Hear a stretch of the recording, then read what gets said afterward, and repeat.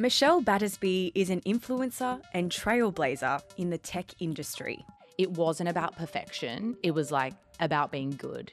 After launching popular dating app Bumble in Australia, she's now launched her own platform for content creators. A few weeks ago, she announced she was pregnant on social media.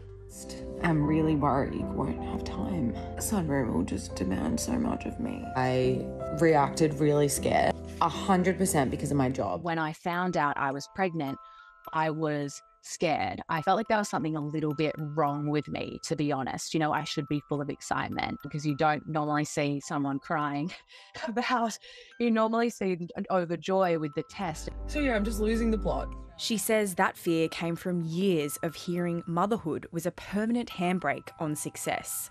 Knowing that only 2% of venture capital goes towards women's founded businesses was this lingering thing in the back of my mind. I already know it's going to be hard for me being a woman founder in this industry. Why would I make things even harder for myself by being pregnant? Since sharing her story online, Michelle has received an outpouring of support.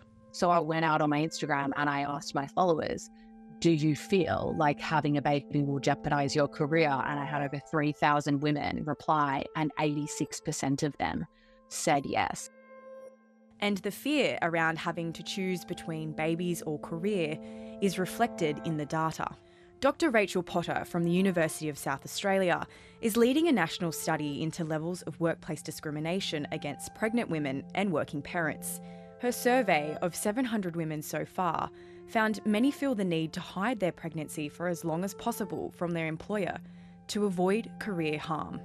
When an employee tells their employer they are pregnant, we notice a trend that they started to be treated differently. They started to be given less, meaningful work, a bit more of the trivial tasks.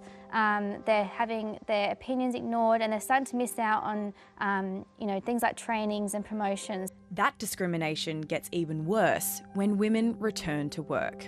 Over half of respondents are reporting being seen as a less committed employee because they are part-time or they have child-caring needs. Women who have gone back to a workplace where they were a leader, becoming demoted.